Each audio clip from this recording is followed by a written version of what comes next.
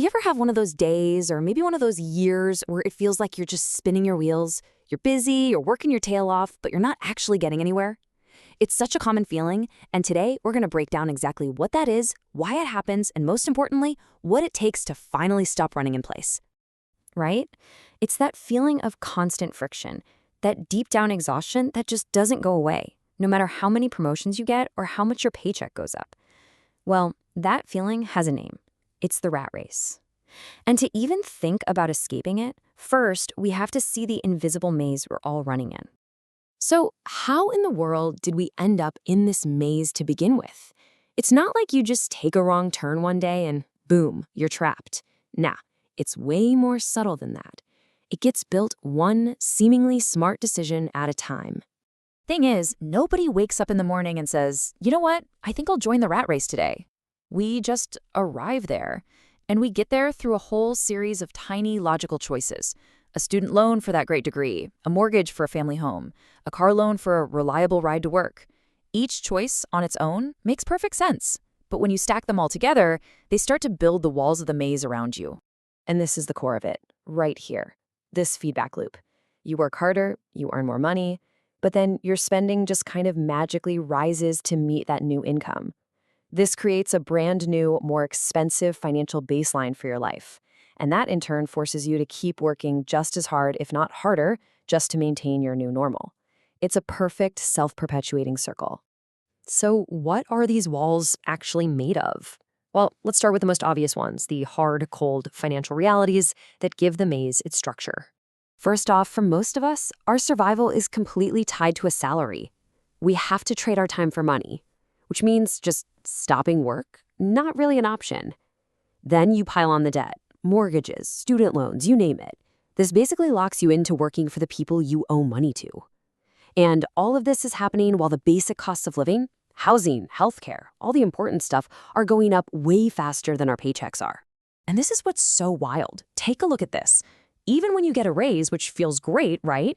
If the cost of everything else is climbing at an even faster rate, you're not actually getting ahead. You're just working harder to keep the exact same standard of living. You are literally running just to stand still. But here's the thing. The financial pressures, they're only half the story. The strongest walls of this maze, the ones that are the hardest to see, they're not economic. They're psychological. They are the invisible barriers we build inside our own minds.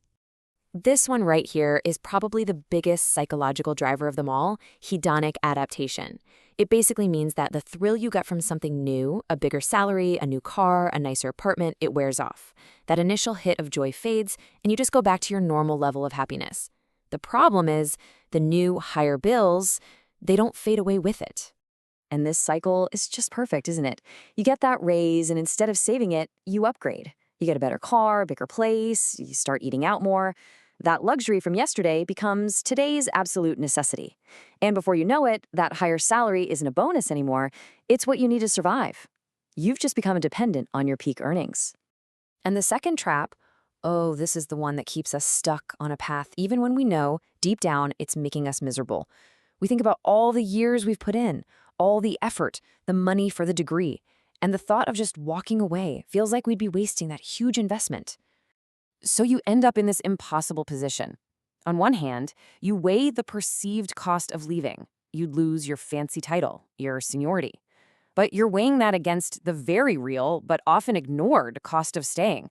The burnout, the stress, and that gut-wrenching feeling that the ladder you've been climbing so hard is leaning against the completely wrong wall. Now, these internal traps we set for ourselves are reinforced by this powerful story that society tells us, a narrative that basically sets us all up for a race that has no finish line. You know the script. We're all taught it from a young age. Life is supposed to be this straight line, always moving up. Good grades get you into a good college, which gets you a good job. Then a promotion, a bigger house, and on and on. But look at the end of that timeline. The fatal flaw in this myth is that it never actually defines a point of enough. There is no finish line. And here's the most damaging part of this myth. Our sense of self-worth gets completely tangled up with our professional achievements. Your identity becomes your job title. Taking a break feels like failure. And if you're not getting promoted or constantly moving forward, it feels like you're losing value as a person.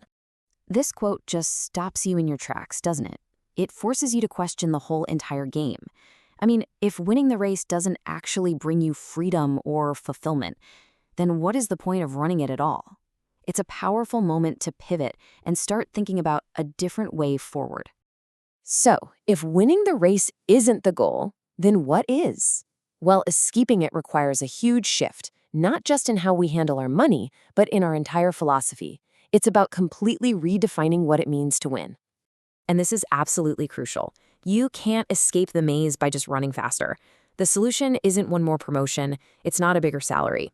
The real solution is to stop, to take a breath, and to decide where you actually want to go, based on your own values, not some map that somebody else drew for you. A massive part of drawing that new map is shifting how you think about money. The rat race encourages us to buy liabilities, things that look really impressive but just drain our time and money. The way out is to focus on acquiring assets, things that actually generate income and ultimately buy back your freedom. So, what are the first steps on this new map? Well, it starts by consciously defining what enough means to you, so you can finally put a stop to that lifestyle creep. It means becoming financially literate, so you're not just working to pay off debts your whole life. And maybe most importantly, it means living intentionally, making choices that actually line up with what you value, not what you think you're supposed to want. So I want to leave you with this final thought. Take a second and be really honest with yourself. If you achieved everything you're currently chasing, right now, tomorrow, would you genuinely feel like you were done? Would you feel a sense of peace? Or is it possible that the race itself has become the goal and that the finish line was always designed to be just out of reach?